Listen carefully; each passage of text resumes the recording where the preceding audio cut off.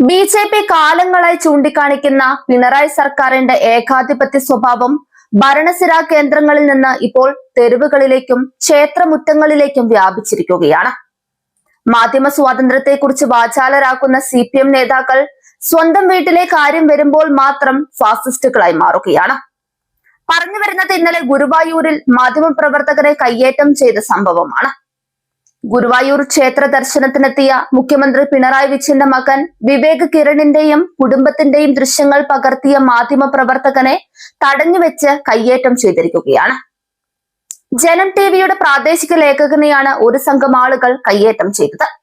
ഇന്നലെ വൈകുന്നേരം ഏകദേശം 6 മണിയോടെയാണ് മുഖ്യമന്ത്രിയുടെ മകനും കുടുംബവും ഗുരുവായൂർ ക്ഷേത്രത്തിൽ ദർശനത്തിനായി എത്തിയത്. ക്ഷേത്ര ദർശനം പൂർത്തിയാക്കിയവർ ശ്രീവത്സം ഗസ്റ്റ് ഹൌസിലേക്ക് മടങ്ങുന്നതിനിടെയാണ് മാധ്യമപ്രവർത്തകരുമായി ബന്ധപ്പെട്ട സംഭവ വികാസങ്ങൾ അരങ്ങേറുന്നത്. മുഖ്യമന്ത്രിയുടെ മകനും കുടുംബവും ക്ഷേത്ര പരിസരത്തുള്ള കേശവൻ പ്രതിമയുടെ സമീപം നിന്ന് ദേവസ്വം ജീവനക്കാരനൊപ്പം ഫോട്ടോ എടുക്കുന്നത് കണ്ട് ജനം TV പ്രാദേശിക ലേഖകൻ ആ ദൃശ്യങ്ങൾ പകർത്തി. മുഖ്യമന്ത്രിയുടെ മകനും കുടുംബവും ഗസ്റ്റ് ഹൌസിലേക്ക് നടന്നു പോകുന്ന ദൃശ്യങ്ങളും അദ്ദേഹം മൊബൈലിൽ റെക്കോർഡ് ചെയ്തു.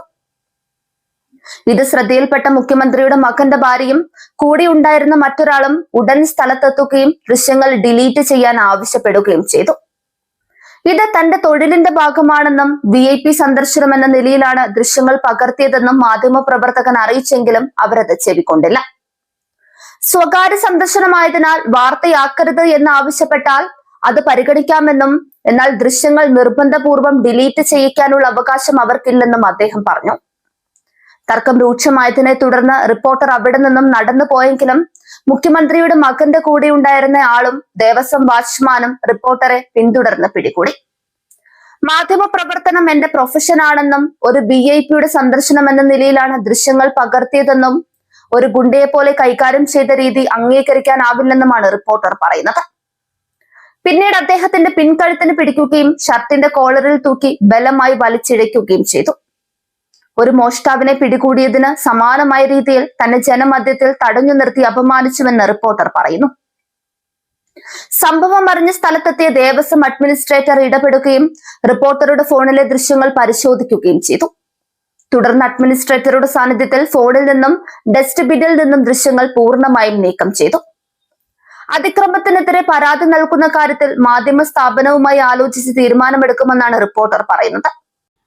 ഔദ്യോഗിക കൃത്യനിർവഹണത്തിനിടെ മാധ്യമപ്രവർത്തകനെ കയ്യേറ്റം ചെയ്തതിലും തടഞ്ഞുവെച്ചതിലും പ്രാദേശിക മാധ്യമ പ്രവർത്തകർക്കിടയിൽ പ്രതിഷേധം ശക്തമാണ്. സംഭവത്തെക്കുറിച്ച് അന്വേഷിക്കാൻ പോലീസ് ഉദ്യോഗസ്ഥർ റിപ്പോർട്ടറെ ബന്ധപ്പെട്ടിട്ടുണ്ട്. ക്ഷേത്രത്തിനുള്ളിലെ സുരക്ഷാ പ്രോട്ടോകോളുകൾ ചൂണ്ടിക്കാട്ടിയാണ് ജീവനക്കാർ നടപടിയെ ന്യായീകരിക്കുന്നത്. പിണറായി വിജയൻ ഒരു കമ്മ്യൂണിസ്റ്റുകാരനായതുകൊണ്ടോ ക്ഷേത്ര ദർശനം മറ്റൊരു രീതിയിൽ വ്യാഖ്യാനിക്കപ്പെടുമോ എന്നും പേടിയുള്ളതാവാം വഴക്കിലേക്ക് ഒരുപക്ഷെ ആ കുടുംബത്തെ എത്തിച്ചത്. വിശ്വാസം ഓരോരുത്തരുടെയും വ്യക്തിപരമായ സ്വാതന്ത്ര്യമാണെന്ന് മനസ്സിലാക്കാനുള്ള അറിവും വിവേകവും കേരളത്തിലെ ഒരു കൊച്ചുകുട്ടിക്ക് പോലുമുണ്ട്. മുഖ്യന്റെ മകനും കുടുംബവും ഗുരുവായൂരിൽ എന്നൊരു വാർത്ത വളച്ചൊടിച്ചു കൊടുത്താലും കേരളത്തിലെ ജനങ്ങൾ അതിനെ പോസിറ്റീവായി മാത്രമേ കാണുള്ളൂ. മുഖ്യമന്ത്രിയുടെ കുടുംബത്തിന്റെ ഈ രാജകീയ ഗുണ്ടായിസം ജനാധിപത്യ കേരളത്തിന് അപമാനമാണ്.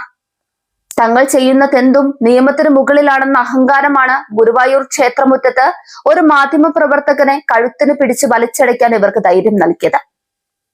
സ്വന്തം കുടുംബത്തിലെ അംഗങ്ങൾ ക്ഷേത്രത്തിൽ കയറുന്നത് പുറം ലോകം അറിഞ്ഞാൽ തകർന്നു പോകുന്ന എന്ത് വിപ്ലവമാണ് മുഖ്യമന്ത്രി മകനും ഇവിടെ സംരക്ഷിക്കാൻ നോക്കുന്നത്? ജനങ്ങളെ പേടിപ്പിക്കാമെന്നും മാധ്യമ പ്രവർത്തകരെ തടവിലിടാമെന്നും മോഹിക്കുന്നവർ ഒന്നോർക്കുക, ഇത് സ്റ്റാലിന്റെ റഷ്യയല്ല, പ്രബുദ്ധമായ കേരളമാണ്. മാധ്യമ പ്രവർത്തകനെ പരസ്യമായി അപമാനിക്കുകയും ദേവസ്വം ജീവനക്കാരനെ കൊണ്ട് ഗുണ്ടായിസം കാണിക്കുകയും ചെയ്ത പിണറായിയുടെ മകന്റെയും സംഘത്തിന്റെയും നടപടിയെ BJP ശക്തമായി അപലപിച്ചു കഴിഞ്ഞു. അധികാരത്തിന്റെ തണലിൽ ആരെയും അടിച്ചമർത്താമെന്ന ഈ ഫാസിസ്റ്റ് രീതിക്കെതിരെ BJP ശക്തമായ പോരാട്ടം തുടരും.